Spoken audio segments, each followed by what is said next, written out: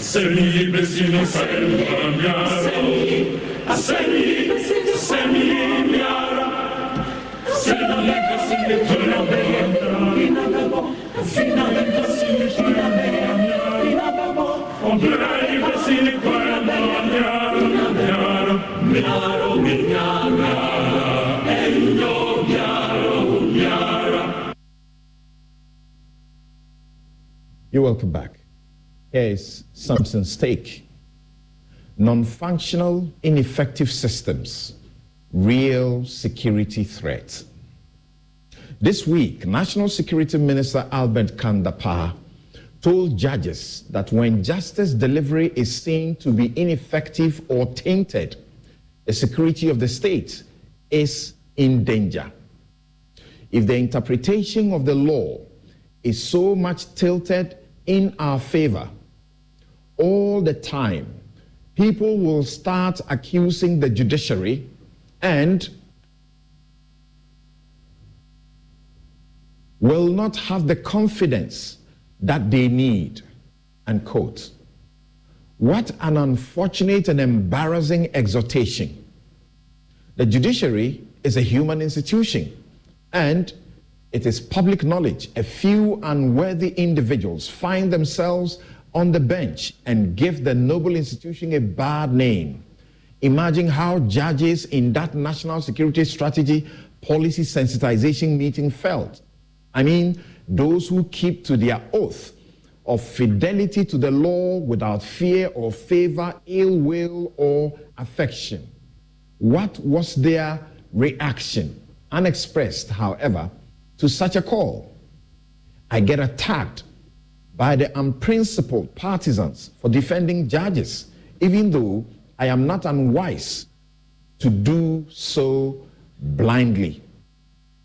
But why won't the minister fear that our collective security is compromised because a family dispute over a small land took 40-odd years to resolve, and Chief Justice Georgina Wood felt compelled to describe that as a parody of justice? Don't tell me that is an exception. It is as indefensible as it is a blight on the system. Sometimes it is not exactly inaccurate, the statement that the law is logic and common sense. By our Constitution, justice emanates from the people and it is to be administered on their behalf by judges. But there have been judgments that did not only upset ordinary people for their obvious perverseness and poverty of reasoning underpinning them, but even those trained in the law got equally appalled at the manifest injustice and illogic in those decisions. They say bad news spreads and citizens are left with the perceptions the minister complains about to justify their resort to conduct that endangers our peace instead of recourse to the courts to ventilate their grievances. This week, Professor Stephen Kweku-Asare wrote criticizing the judgment declaring the Asen North seat vacant, and many share his view that the decision causing fights in Parliament is irrational. He said the case against the MP had nothing to do with him being a dual citizen because he is not. Fact. He argues that the MP who filed to renounce his Canadian citizenship a whole year before contesting the election had no power over when a certificate of renunciation would be issued to him. In fact, when the issue came up, the Electoral Commission assessed and took the firm view that he could contest, and he got lucky. His application was granted in November 2020. He argues that by the time he was elected and sworn in, he had given up his Canadian citizenship and therefore satisfied Article 94, 2A of the Constitution that requires that a person shall not be qualified to be a member of Parliament if he owes allegiance to a country other than Ghana, unquote. That is, if the provision had anything to do with dual citizenship at all. He refers to Section 20D of the Representation of the People Law, 1992, PNDC Law 284, to further argue that to cancel the results of an election, it must be proved that the candidate was at the time of his election a person not qualified or a person disqualified for election, unquote. Again, he argues the Supreme Court had held in the Dr. Zanato Rawlings case that the election being referred to is not party primaries, but state-run elections. Professor Asare criticizes the Cape Coast High Court judge for holding that James Jachi Kwesing owed allegiance to another country other than Ghana, and ask if it will make sense to hold the view that the beleaguered MP owes allegiance to Canada, even if his renunciation application was ignored by that country and he had returned their passport and relocated to his constituency. What if Canada passed a law that it no longer allows renunciation of citizenship?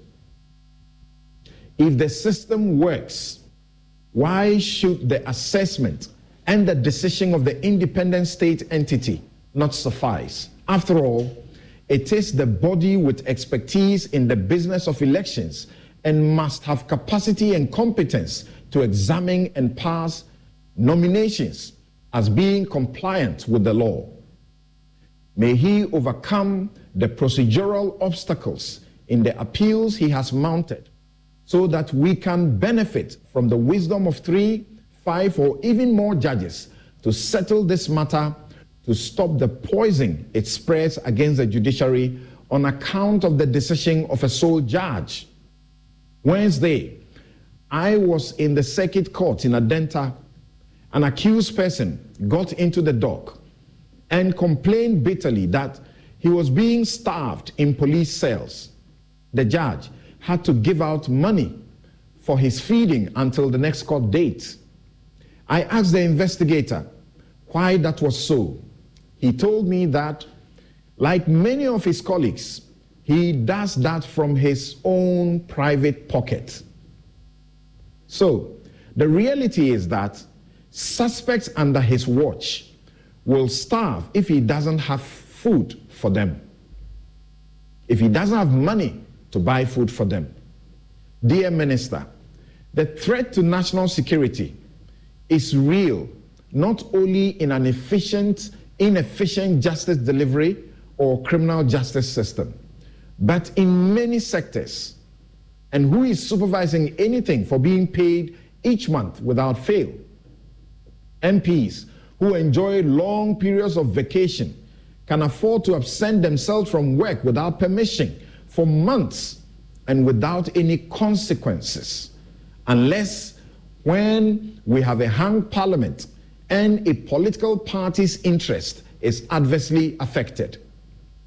The poorly paid civil servant who doesn't get free money for a V8, free fuel, or fat allowances for doing the job for which they are employed to do, or ex gratia, may get punished or sacked for staying out of work for a day or two without permission, even where there is genuine reason.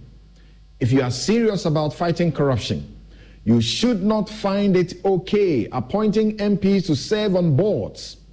And for now, with the exception of MP ministers who must serve by virtue of statutory compliance, it is surprising why no MP refuses such an appointment.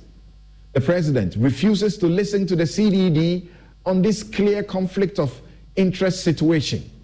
The Speaker has joined. Just how do these MPs oversight the institutions they serve as board members? In 1 Thessalonians 5 verses 22 is the summary of the law and most effective approach to fighting corruption. And it is this: quote, avoid every appearance of evil, unquote. Suffering citizens breaking their backs to survive the harsh realities of the broke economy, and teeming jobless youth saw the president jet off to attend church in America a day after talking austerity and banning wasteful travels by state officials and saddling them with a stealth e-levy on their already taxed income. They see the tweets by respected citizens like David Ofosu-Dotte and Bright Simmons. Let the systems work to benefit all, especially the poor and vulnerable. And we would have succeeded in removing or dousing the flames, igniting these threats to national security. And that's my take, with your permission of an extra 3 minutes. We'll be right back. The COVID-19 pandemic changed the economic circumstances